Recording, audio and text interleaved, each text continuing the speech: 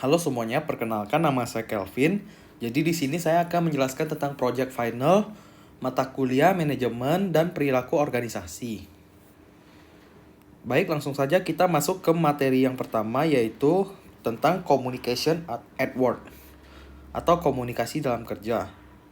Definisinya adalah proses pertukaran informasi dan gagasan baik secara verbal maupun nonverbal antara satu orang atau kelompok dengan orang atau kelompok lain dalam suatu organisasi.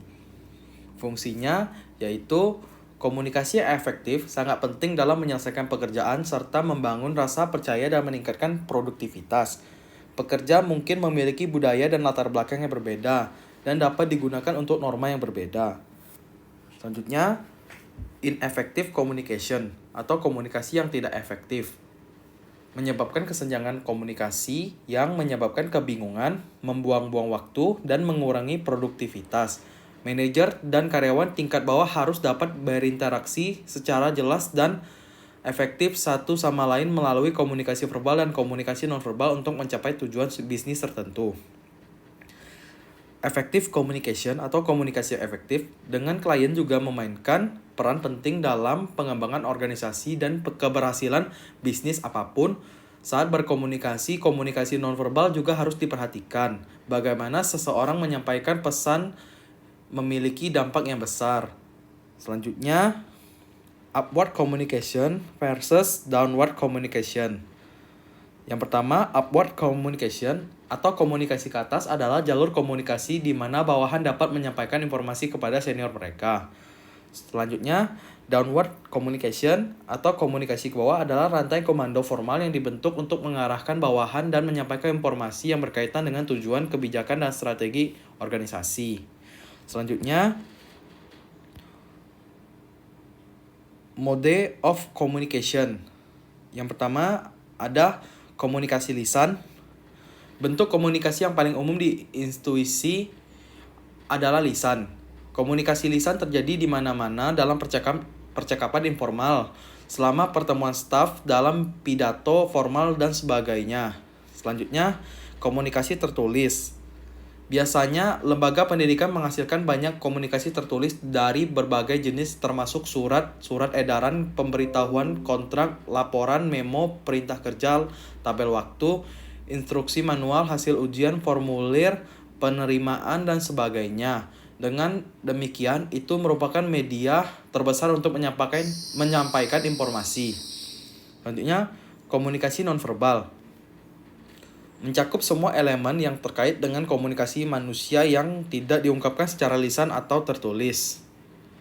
Selanjutnya, persuasive communication. Definisinya yaitu jenis komunikasi yang berfokus pada membimbing atau meyakinkan audiensnya untuk mengadopsi ide, tindakan, dan sikap tertentu. Selanjutnya, automatic processing atau pemrosesan otomatis adalah dangkal pertimbangan bukti dan informasi memanfaatkan heuristik. Selanjutnya, control processing. Pemrosesan terkontrol, detail, pertimbangan bukti, dan informasi mengandalkan fakta, angka, dan logika. Untuk materi selanjutnya yaitu from group to teams atau dari grup ke teams. Group and teams, work group atau kelompok kerja adalah berinteraksi terutama untuk berbagi informasi dan membuat keputusan untuk membantu satu sama lain tampil di dalam masing-masing anggota bidang tanggung jawab. Selanjutnya, tim kerja atau work team menghasilkan sinergi positif melalui upaya terkoordinasi. Usaha individu menghasilkan tingkat kinerja yang lebih besar daripada jumlah input individu tersebut. Selanjutnya, problem solving teams atau tim pemecahan masalah adalah struktur sementara yang menyatukan para pemimpin dan anggota tim dari seluruh organisasi untuk fokus pada pemecahan masalah tertentu. Selanjutnya, a self-managed work team atau tim kerja yang dikelola sendiri adalah sekelompok kecil karyawan yang bertanggung jawab penuh untuk memberikan layanan atau produk melalui kolaborasi rekan tanpa bimbingan manajer. Selanjutnya, a cross-functional teams atau tim lintas fungsi juga dikenal sebagai tim multidisiplin atau tim interdisipliner, adalah sekelompok orang dengan keahlian fungsional berbeda yang bekerja menuju tujuan bersama. Ini mungkin termasuk orang-orang dari Departemen Keuangan, Pemasaran, Operasi, dan Sumber Daya Manusia. Selanjutnya, virtual teams atau tim virtual. Juga dikenal sebagai tim yang tersebar secara geografis, tim terdistribusi atau tim jarak jauh, biasanya mengacu pada sekelompok individu yang bekerja sama dari lokasi geografis yang berbeda dan mengandalkan teknologi komunikasi seperti email, pesan instan, dan layanan konferensi video atau suara untuk berkolaborasi. Selanjutnya, sistem multi-team adalah dua atau lebih tim yang berinteraksi secara langsung dan saling bergantung dalam menanggapi lingkungan menuju tujuan kolektif. Selanjutnya yaitu turning individuals into teams player. Yang pertama ada selection atau seleksi, adalah membutuhkan karyawan yang memiliki interpersonal serta teknis keterampilan. Yang kedua, training atau pelatihan adalah lokakarya, pemecahan masalah, komunikasi, negosiasi, manajemen, konflik, dan pembinaan keterampilan. Yang terakhir yaitu reward atau hadiah, adalah mendorong kerjasama upaya daripada yang individu. Baik, untuk materi selanjutnya yaitu K-Group Concept. Informal communication vs formal communication. Kelompok adalah dua orang atau lebih berinteraksi dan saling bergantung siapa datang bersama untuk mencapai tertentu tujuan. Formal communication atau komunikasi formal biasanya disampaikan dari pimpinan puncak ke berbagai departemen dan karyawan. Komunikasi informal atau informal communication adalah memainkan peran yang jauh lebih besar daripada hanya menghasilkan obrolan ramah. The 5-stage model. Yang pertama ada forming atau membentuk, adalah ketidakpastian tentang tujuan, struktur, dan kepemimpinan. Selanjutnya, storming atau penyerbuan, adalah konflik intrakelompok karena anggota menolak kendala. Yang ketiga, norming atau norma, adalah kelompok kohesif dengan identitas kelompok yang kuat. Yang keempat, performing atau melakukan, adalah kelompok berfungsi penuh dan bekerja menuju tujuan.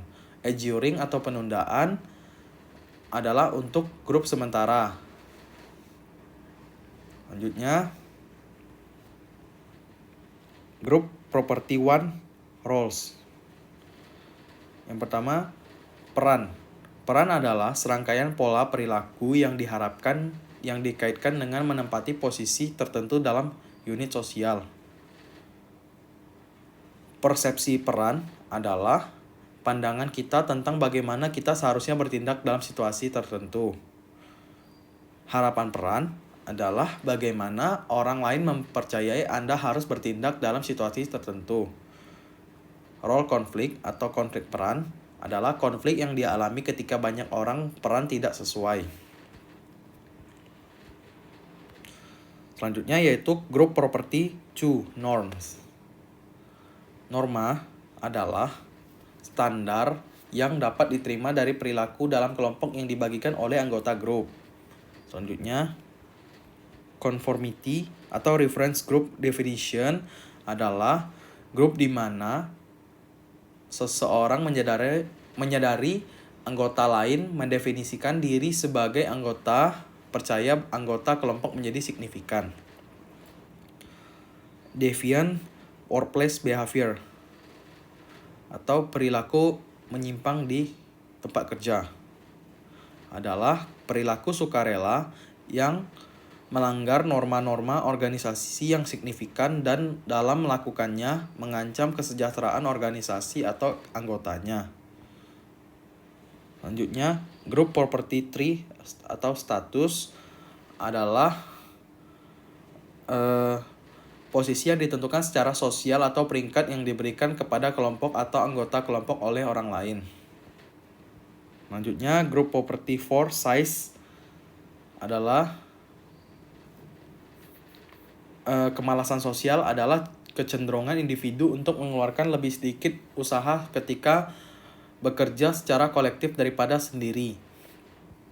Selanjutnya, Group Property 5 Cohesiveness adalah sejauh mana anggota grup tertarik satu sama lain dan termotivasi untuk tetap tinggal grup. Selanjutnya, Group Property 6 atau Diversity adalah sejauh mana anggota kelompoknya mirip atau berbeda dari satu sama lain. Selanjutnya yaitu Effectiveness and Efficiency. Efektivitas adalah kemampuan untuk menghasilkan hasil yang diinginkan atau kemampuan untuk menghasilkan keluaran yang diinginkan. Selanjutnya, efisiensi adalah kemampuan untuk menghindari pemborosan bahan, tenaga uang, dan waktu dalam melakukan sesuatu atau menghasilkan hasil yang diinginkan.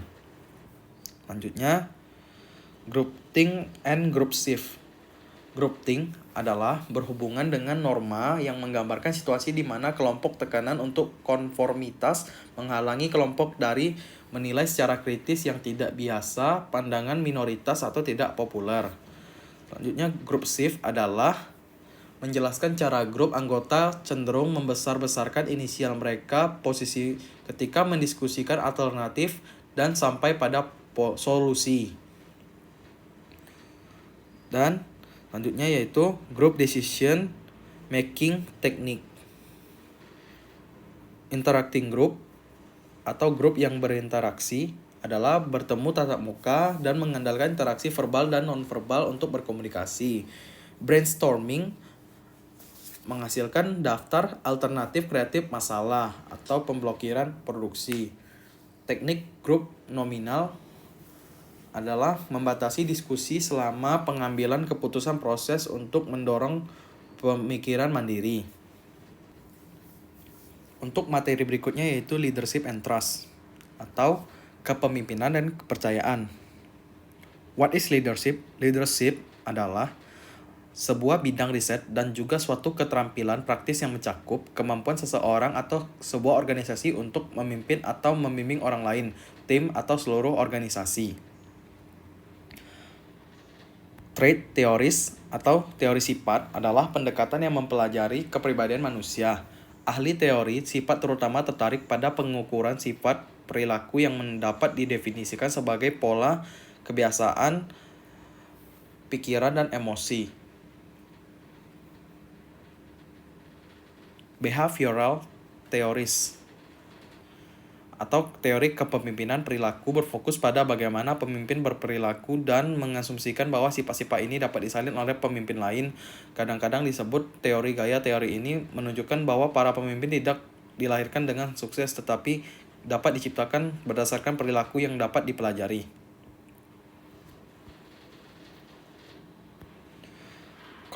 Contingency theories atau Fiedler Leadership Model diciptakan pada pertengahan 1960-an oleh Fred Fiedler, seorang ilmuwan yang mempelajari kepribadian dan karakteristik para pemimpin. Model tersebut menyatakan bahwa tidak ada satu gaya kepemimpinan terbaik, sebaliknya efektivitas seorang pemimpin didasarkan pada situasi.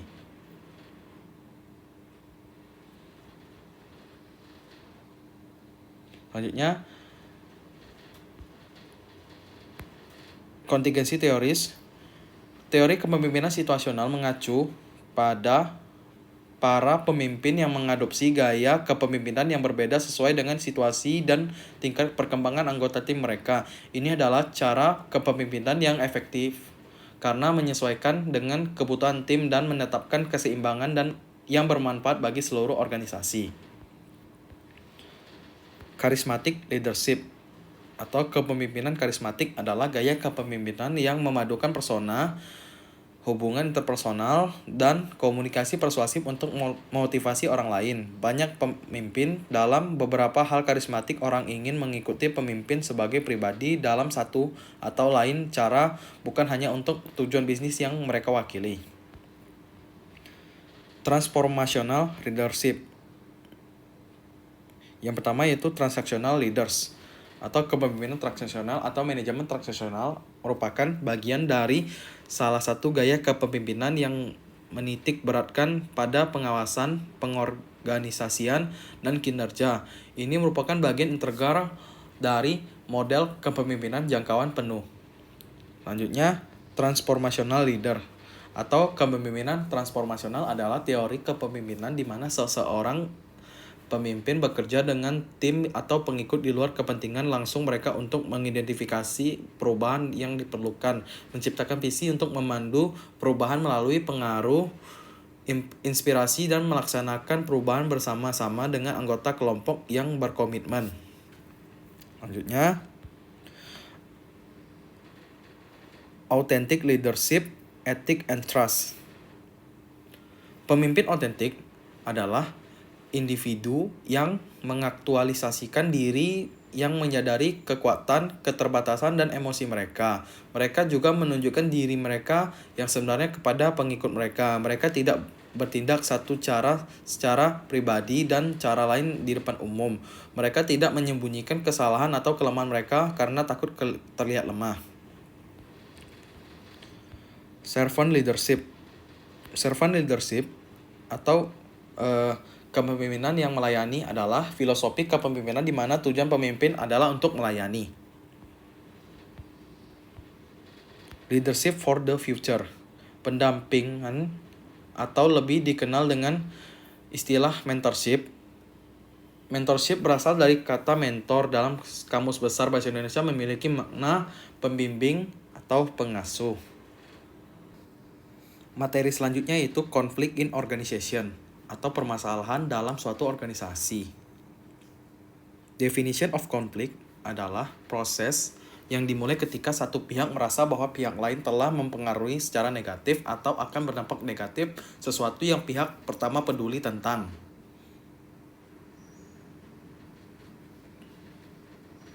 Interactionist view of conflict adalah bahwa konflik dapat menjadi kekuatan positif dalam suatu kelompok dan secara eksplisit menyatakan bahwa beberapa konflik diperlukan agar suatu kelompok dapat bekerja secara efektif.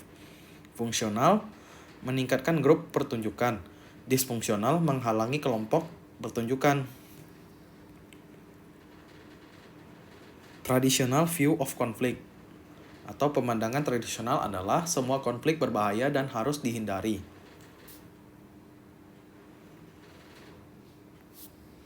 Types of conflict. Yang pertama yaitu konflik tugas, adalah konten dan tujuan kerja. Yang kedua, konflik hubungan, adalah hubungan interpersonal.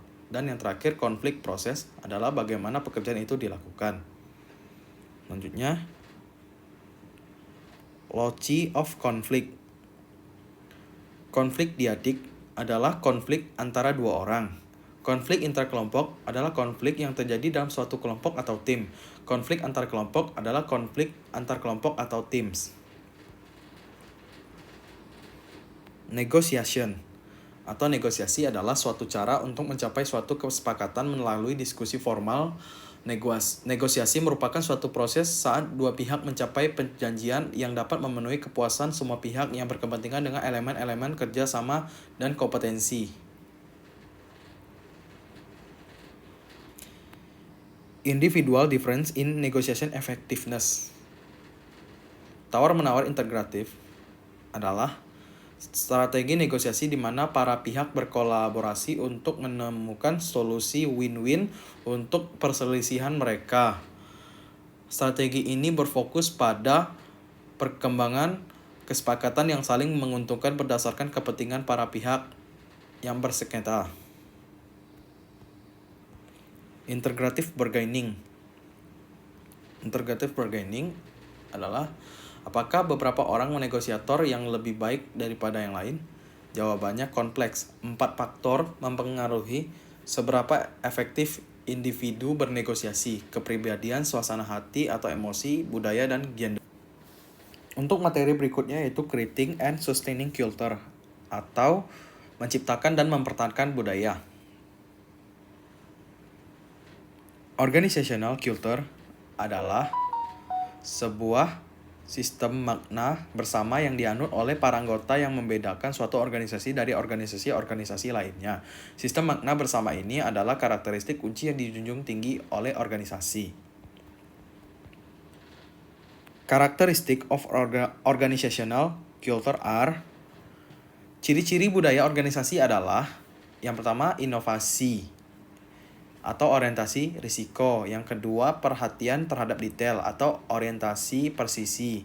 Yang ketiga, penekanan pada hasil atau orientasi dan berprestasi. Yang keempat, penekanan pada orang atau orientasi keadilan. Yang kelima, kerja tim atau orientasi kolaborasi. Yang keenam, agresivitas atau orientasi kompetitif. Dan yang terakhir, stabilitas atau orientasi aturan.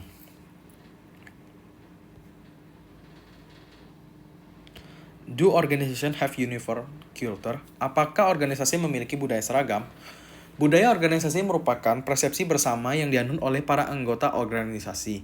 Budaya dominan mengekspresikan nilai-nilai inti yang dianut oleh mayoritas anggota organisasi. Subkultur cenderung berkembang dalam organisasi besar untuk mencerminkan masalah, situasi, atau pengalaman umum. Nilai inti atau nilai dominan atau utama diterima di seluruh organisasi. Strong versus weak cultures. Strong cultures atau budaya yang kuat adalah seperangkat kebiasaan, norma, harapan, tradisi, simbol, nilai, dan teknik yang sangat mempengaruhi perilaku anggotanya. Selanjutnya, weak cultures atau budaya yang lemah adalah budaya yang bersifat individualistis di mana norma, simbol, dan tradisi memiliki dampak yang kecil pada perilaku. Culture climate atau iklim organisasi. Persepsi bersama organisasi anggota memiliki tentang mereka organisasi dan lingkungan kerja. Selanjutnya,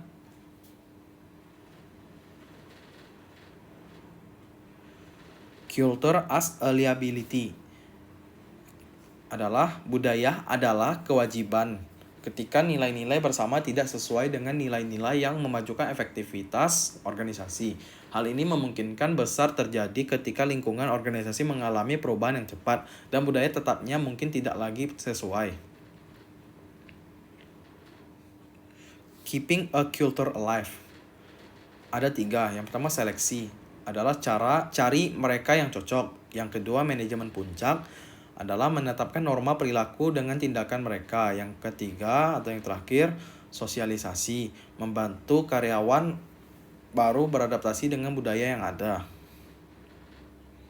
How employees learn cultures. Karyawan mempelajari budaya dengan berinteraksi dengan karyawan lain. Sebagian besar perilaku dan penghargaan dalam organisasi melibatkan karyawan lain. Seorang pelamar merasakan budaya Anda dan kecocokannya dengan budaya Anda selama proses wawancara. Creating a positive organizational culture. A positive organizational culture emphasis. Budaya organisasi yang positif menekankan membangun kekuatan karyawan menghargai lebih dari menghukum, menekankan vialitas dan pertumbuhan karyawan batasan untuk budaya positif. Bersikaplah objektif dan jangan mengejarnya melewati titik efektivitas. Untuk materi yang terakhir yaitu kita akan membahas tentang managing change atau mengelola perubahan. Managing change definisinya yaitu mengelola perubahan. Berarti mengelola percakapan antara orang-orang yang memimpin upaya perubahan dan mereka yang diharapkan untuk menerapkan strategi baru, mengelola konteks organisasi di mana perubahan dapat terjadi dan mengelola hubungan emosional yang penting untuk setiap transformasi. Resistant to change atau resistensi terhadap perubahan adalah keengganan untuk beradaptasi dengan keadaan yang berubah. Itu bisa terselubung atau terbuka, terorganisir atau individu. Karyawan mungkin menyadari bahwa mereka tidak menyukai atau menginginkan perubahan dan menolak secara terbuka dan itu bisa sangat mengganggu. Overcoming resistance to change. Cara mengatasi resistensi terhadap perubahan. Yang pertama itu mengharapkan perlawanan, yang kedua prasangka generasi Nix, yang ketiga mendorong persahabatan, yang keempat identifikasi akar penyebab perlawanan. Yang kelima, melibatkan pimpinan eksekutif. Yang keenam, berkomunikasi secara efektif. Yang ketujuh, lakukan perubahan yang benar untuk pertama kalinya. Dan yang terakhir, memanfaatkan teknologi yang tepat. Selanjutnya, Lewin 3-step mode. Kurt Lewin mengembangkan model perubahan yang melibatkan 3 langkah. Yang pertama, mencairkan atau unfreezing, mengubah atau changing, dan membukukan kembali atau refreezing. Selanjutnya yaitu Quarter Egg Step Plan. Rencana 8 langkah Kotter ciptakan rasa urgensi, rekrut pemimpin perubahan yang kuat, bangun visi dan komunikasikan secara efektif, singkirkan hambatan, ciptakan kemenangan cepat, dan bangun momentum Anda. Jika Anda melakukan hal-hal ini, Anda dapat membantu menjadikan perubahan sebagai bagian dari budaya organisasi Anda. Saat itulah Anda bisa mendeklarasikan kemenangan sejati. Organizational development atau pengembangan organisasi adalah perubahan yang terencana. Perubahan tersebut dalam bentuk dan modernisasi terus-menerus terjadi dan memiliki pengaruh yang sangat dominan di masyarakat. Stimulating a culture of innovation. Merangsang budaya inovasi. Inovasi merupakan sebuah ide baru diterapkan memulai atau meningkatkan produk, proses, atau layanan. Idea champion definition adalah manajer yang aktif dan antusias mempromosikan sebuah ide, membangun dukungan, mengatasi resistensi, dan memastikan bahwa inovasi diimplementasikan. Word stress. Stres adalah reaksi tubuh terhadap situasi yang tampak berbahaya atau sulit. Stres membuat tubuh untuk memproduksi hormon adrenalin yang berfungsi untuk mempertahankan diri. Stres merupakan bagian dari kehidupan manusia. Baik, sekian pemaparan materi dari saya. Mohon maaf bila ada perkataan yang kurang tepat. Terima kasih.